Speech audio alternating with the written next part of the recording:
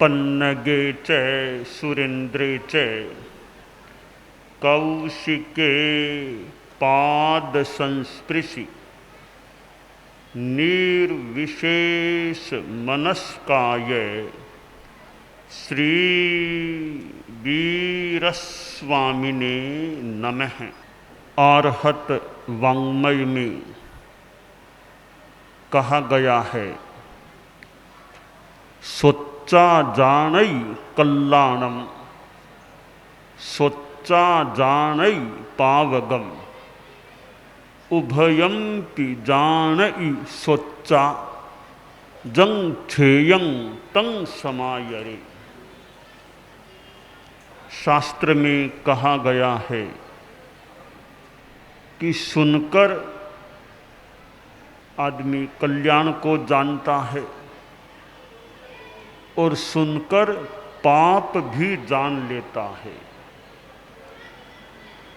कल्याण और पाप दोनों को सुनकर जानता है, फिर जो श्रेय हो छेक हो उसका समाचरण करना चाहिए। जानने का एक सक्षम साधन कान होता है, श्रोत्रेंद्रिय होती है।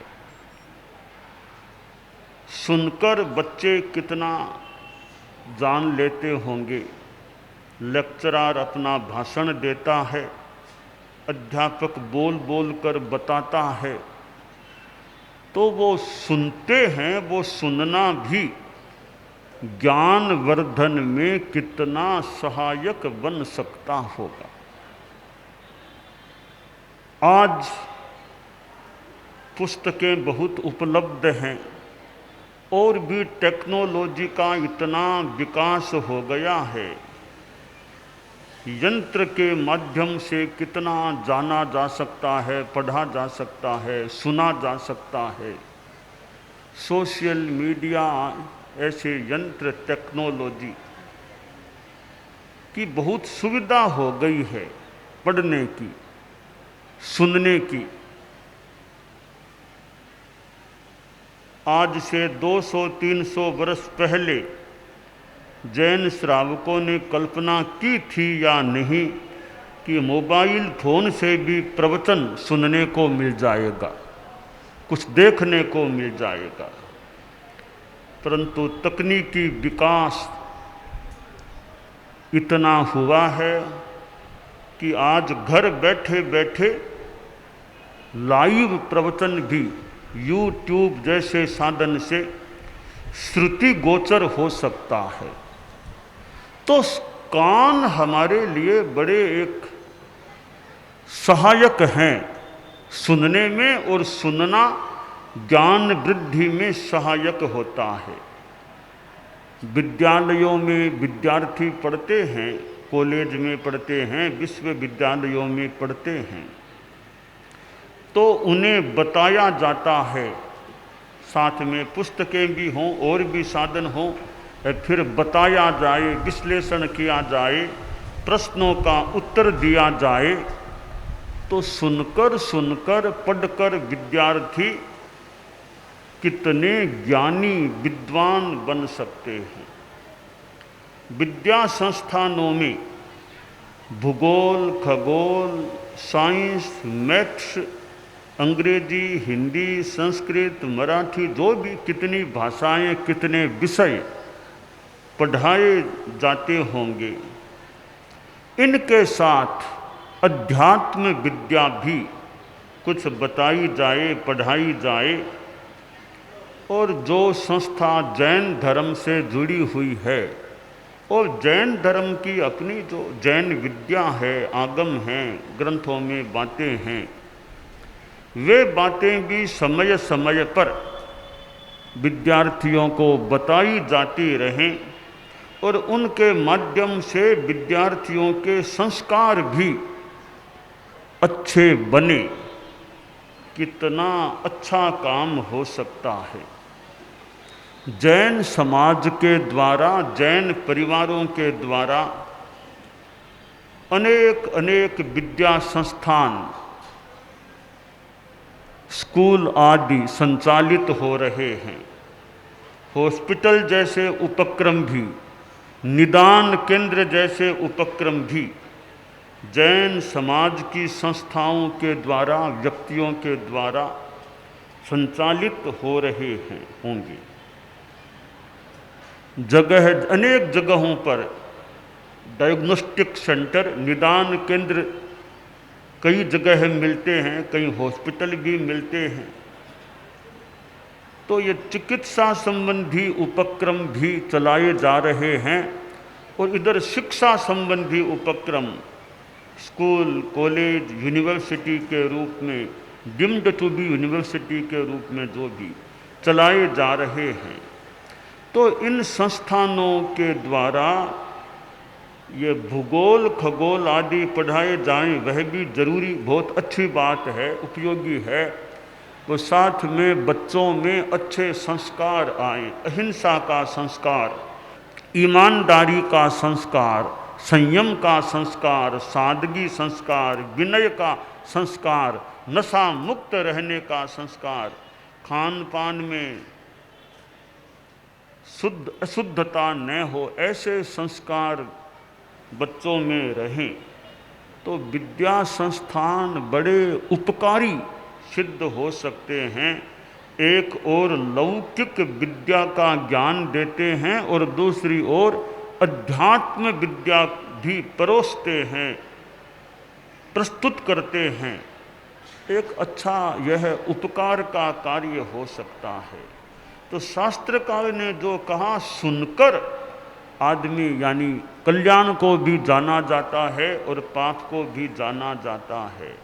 तो हमारे ये कान हैं, कान दो मिले हैं, कहते हैं यार मुंह, स्थूल बात है, मुंह एक है कान दो हैं। यूँ तो दांत मुंह में भी तो बहुत ज़्यादा हैं, जीभ भी है और भी है, बोलने के कई साधन हैं। स्थूल भाषा में कहते भी मुंह यानी एक है कान दो, तो सुनो ज़्यादा और बोलो कम। सापेक्ष बात हो सकती है, कहीं ज़्यादा बोलना भी आवश्यक हो सकता है, कहीं ज़्यादा सुनना भी उपयोगी हो सकता है।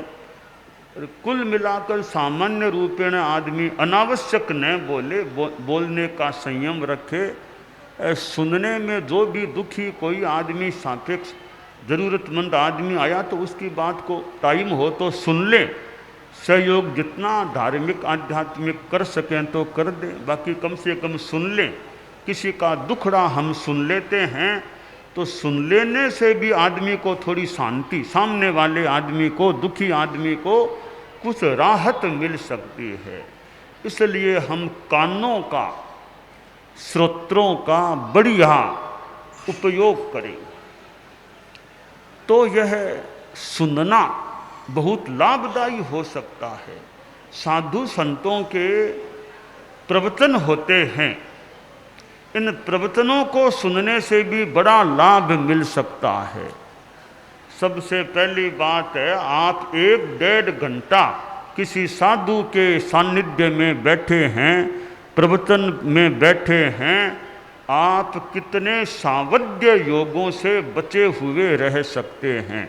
घर में होते, दुकान में होते, ऑफिस में होते तो सांसारिक काम, सावध्य काम भी काफ़ी हो सकते थे।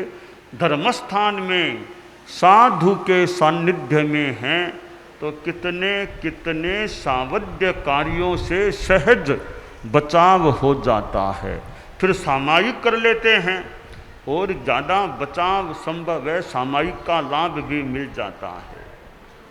साधु का प्रवचन सुनते हैं, ज्ञानी साधु प्रवचन देता है तो अनेक जानकारियाँ, कई नई जानकारियाँ मिल सकती है और कई पुरानी जानकारियाँ कन्फर्म हो सकती हैं, पुष्ट हो सकती हैं साधु, ज्ञानी साधु का प्रवचन सुनने से। और कई बार सुनते सुनते खुद के व्यक्तिगत जीवन की जो समस्या होती है उसका समाधान का रास्ता भी साधु का प्रवचन सुनने से मिल सकता है।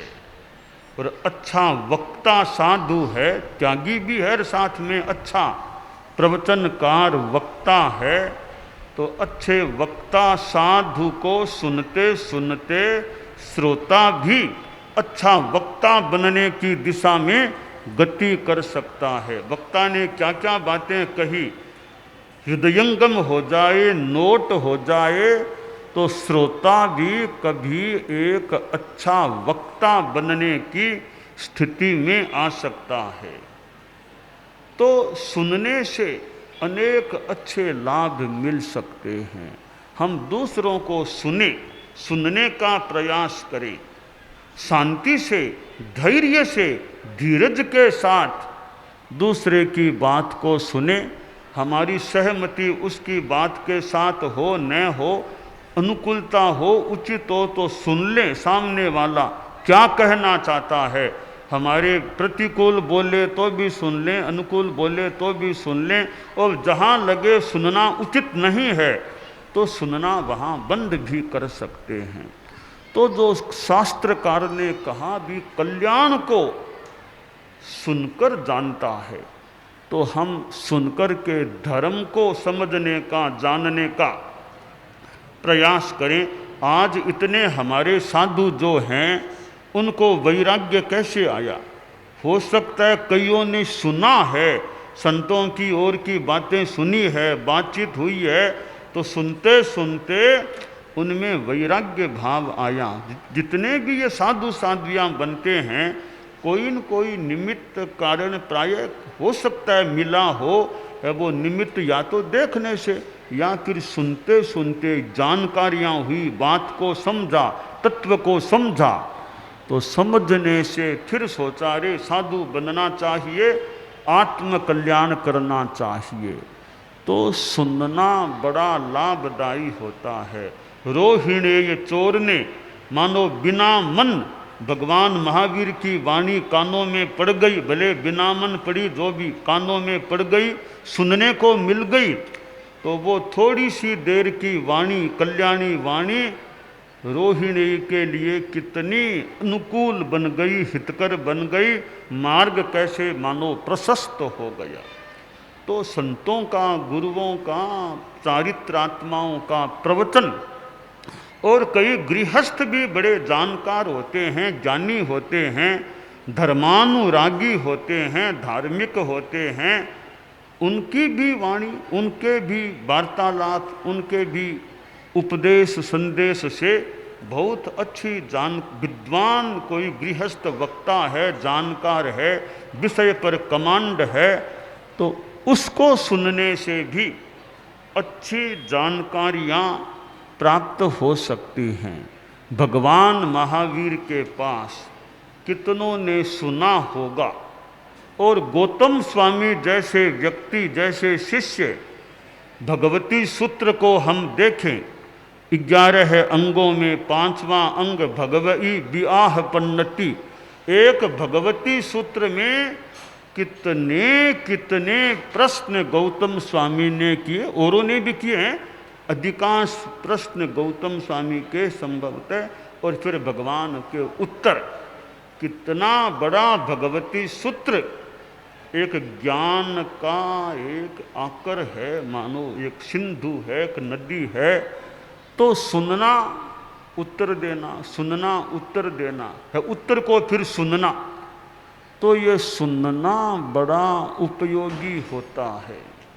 भगवान महावीर, जैन शासन भगवान महावीर से जुड़ा हुआ है, और जैन शासन में भगवान महावीर के बाद कितने प्रमुख हुए हैं जैन शासन में।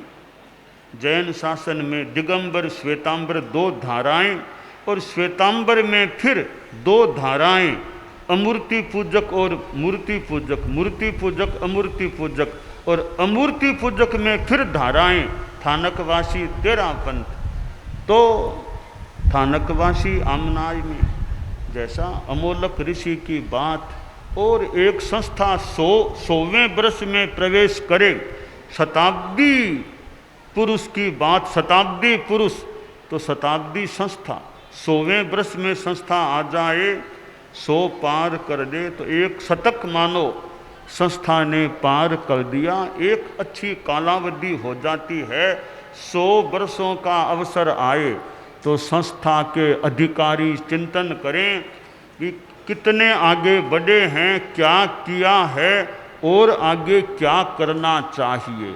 जो किया उसका आकलन करें, इतने वर्षों में संस्था ने क्या क्या किया, अब आगे यह संस्था और क्या कर सकती है, क्या धार्मिक आध्यात्मिक सेवा दे सकती है। तो क्या किया इसको भी देख लें, आकलन कर लें और आगे क्या करना है इसकी अच्छी योजना बनाई जाए। तो यह 100वें वर्ष का जो प्रसंग होता है, यह एक संस्था के लिए महत्वपूर्ण अवसर होता है और 100वें वर्ष के निमित्त से अनेक आयोजन भी हो सकते हैं, अनेक कार्य। ठोस आयोजन एक छोटा हिस्सा है, ठोस कार्य आगे क्या करना है वो अच्छी योजना बन जाए धार्मिक आध्यात्मिक कार्यों की, और वो योजना फिर क्रियान्विति की दिशा में आगे बढ़े। चिंतन, निर्णय और फिर क्रियान्विति तीनों ठीक चलते हैं, होते हैं, तो संस्था और आगे छलांग या कदम बढ़ाकर विकास कर सकती है। तो अमोलक ऋषि जी, अमोलक ऋषि का नाम कितने वर्षों पहले से मैंने सुना था, क्योंकि आगम 32 ही हमारे 32 आगम मान्य हैं और 32 आगमों को थोड़ा कल्प स्वाध्याय करना होता। आज कई वर्षों पहले वो अमोलक ऋषि की 32 उसको पढ़ करके आगम का कल्प या आगम का स्वाध्याय करने का हमारे धर्म संघ में भी चारित्रात्माओं को, नए संतों को इतना पता है कि नहीं है।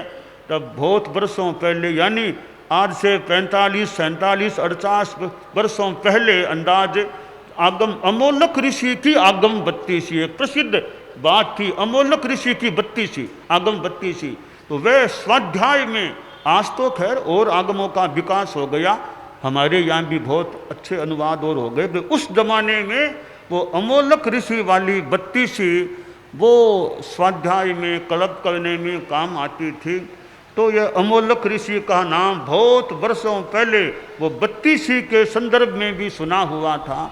तो अमोलक ऋषि, यह श्रमण संघ की, वर्धमान श्रमण संघ की परंपरा, हम आनंद ऋषि जी वहाँ आनंद धाम उधर भी अहमदनगर में अभी जाकर के आए थे। कुंदन ऋषि जी, आदर्श ऋषि जी, आलोक ऋषि जी, वहाँ 3 संत भी वहाँ थे। तो इधर ये अमोलक ऋषि की बात है। तो आज कड़ा में आना हुआ है, तो आदमी को कड़ा भी होना चाहिए, किसी बात में कड़ा भी होना चाहिए, कहीं कड़ा भी होना चाहिए, कहीं नरम भी होना चाहिए, कहीं कड़ाई कहीं नरमाई, जहाँ जो उपयुक्त हो। तो कड़ाई की जगह कड़ाई भी होनी चाहिए, अपने नियम में कड़ाई, और कहीं पूज्यों के सामने नरमाई भी होनी चाहिए। तो कड़ा में आना हुआ है, हमारे लिए नया क्षेत्र है इस एरिया में। अलव हमारे जैसा बताया गया, हमारी पीढ़ी में हमारा इधर आना संभवतः जो भी हुआ है। तो कड़ा और यह फिर संस्थान, तो अमोलक ऋषि विद्या संस्थान 100वें वर्ष की बात। तो एक 100वें वर्ष का यह प्रसंग तो बहुत अच्छा, संस्था का बच्चों में भी कैसे अच्छा विकास होता रहे। इधर जो धार्मिक ज्ञानशाला पाठशाला है उसके माध्यम से भी कैसे बच्चों में, जैन समाज के बच्चों में अच्छे संस्कार आते रहे, तत्व ज्ञान भी होता रहे।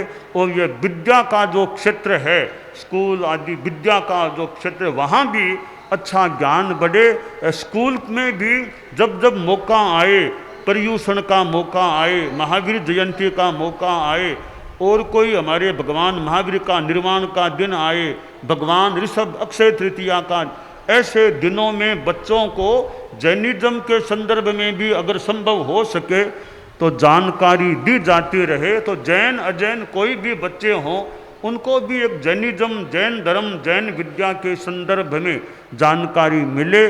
तो एक उनको भारत की, एक दुनिया की जैन विद्या है, उसकी भी जानकारी मिले, अच्छी बात हो सकती है। तो यह अमोलक ऋषि, एक जो विद्या संस्थान की बात आज इधर आना हुआ है हमारा। तो इतना लोगों में उत्साह देखने को मिला। कड़ा के लोग आज ही नहीं, पहले भी संपर्क में कड़ा के लोग, संभवतः कल भी आए थे वो, और भी कड़ा के लोग संपर्क में आ रहे थे। वो ऐसा लगा कि कोई मतलब मानो कि कोई तेरापन समाज का क्षेत्र है, कोई कौन सा क्षेत्र है। तो थानकवासी शायद ज़्यादा जैन समाज के हैं, तो जिस तरह का माहौल देखा कि मानो कोई उनके आचार्य आए हैं, तेरापंथ के आए हैं, मानो कोई भेद नहीं है कोई कौन आचार्य आए हैं।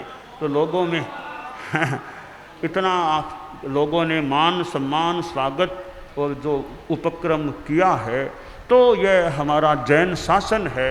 हम इस जैन शासन में फलते फूलते रहें, अध्यात्म की साधना करते रहें, जैन शासन की भी सेवा, दूसरों की भी जितनी हमसे धार्मिक आध्यात्मिक सेवा हो सके वो सेवा करने का प्रयास करते रहें।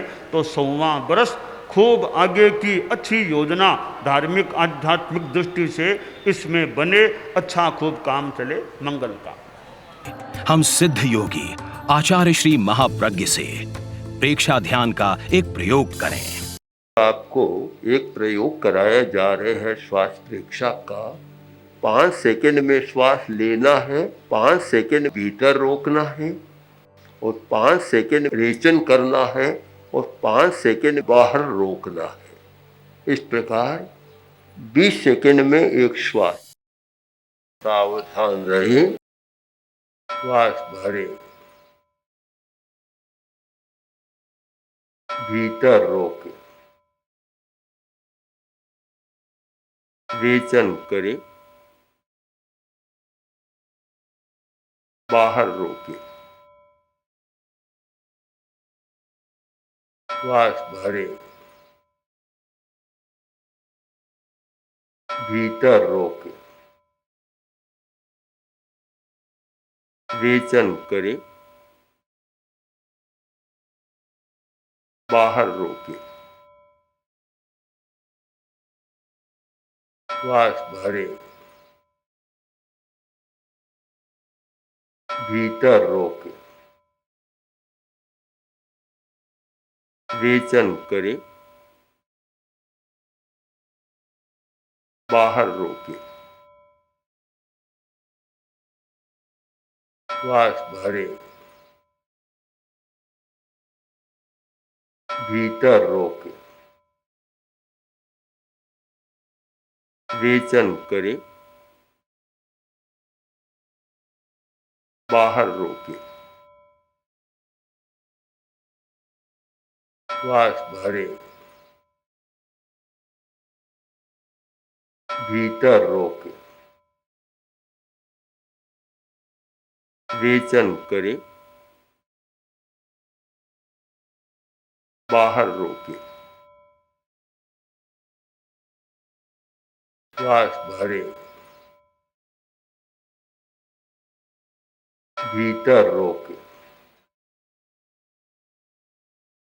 रेचन करे, बाहर रोके, श्वास भरे। प्रयोग संपन्न। तो ये ध्यान के बहुत छोटे प्रयोग कराए हैं और इनका स्वयं बार बार अभ्यास करें तो एक अच्छा अभ्यास हो सकता है। ओम आत्मा।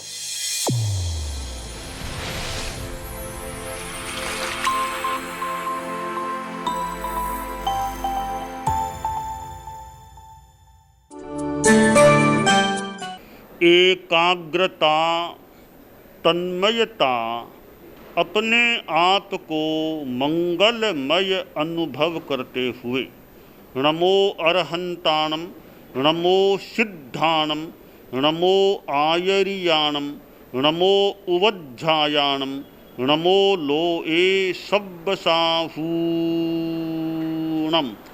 एसो पंचणमुक्कारो सब्ब पावपणासनो मंगलाणं च सब्बेसिं पढ़मं हवइ मंगलम। चत्तारि मंगलम, अरहंता मंगलम, सिद्धा मंगलम, साहू मंगलम, केवलिपन्नतो धम्मो मंगलम। चत्तारि लोगुत्तमा, अरहंता लोगुत्तमा, सिद्धा लोगुत्तमा, साहू लोगुत्तमा केवलिपन्नत्तो धम्मो लोगुत्तमो चत्तारि शरणं पवज्जामि अर्हन्ते शरणं पवज्जामि सिद्धे शरणं पवज्जामि साहू शरणं पवज्जामि केवलिपन्नत्तं धम्मं शरणं पवज्जामि। धम्मो मंगलमुक्किट्ठम् अहिंसा संजमो तवो देवावितं नमंसन्ति जस्य धम्मे सयामणो च इत्ता भारहं वासं चक्रवट्टी महिद्धिओ सन्ति सन्ति करेलोए पत्तो गइमणुत्तरं देवदानवगन्धर्वा जक्षरक्षस किन्नरा बम्भयारिं नमंसन्ति दुःकरं जे करन्ति तम्। मङ्गलं भगवान् वीरो मङ्गलं गौतमो गणी मङ्गलं स्थूलभद्राद्यः जैनधर्मोऽस्तु मङ्गलं मङ्गलं मतिमान् भिक्षुः मङ्गलं भारमल्लकः मङ्गलं रायचन्द्राद्या मङ्गलं तुलसीगुरुः महाप्रज्ञोऽस्तु मङ्गलं तेरा पंथोस्तु मंगलम। विघ्नहरण मंगलकरण स्वामी भिक्षुनो नाम गुण ओळख समरण किया सर अचिंत्या काम। विघ्नहरण मंगलकरण स्वामी भिक्षुनो नाम गुण ओळख समरण किया सर अचिंत्या काम। विघ्नहरण मंगलकरण स्वामी भिक्षुनो नाम गुण ओळख समरण किया सर अचिंत्या काम। सर अचिंत्या काम। सर अचिंत्या काम। एक दिवसीय त्याग आज के लिए धारणानुसार त्याग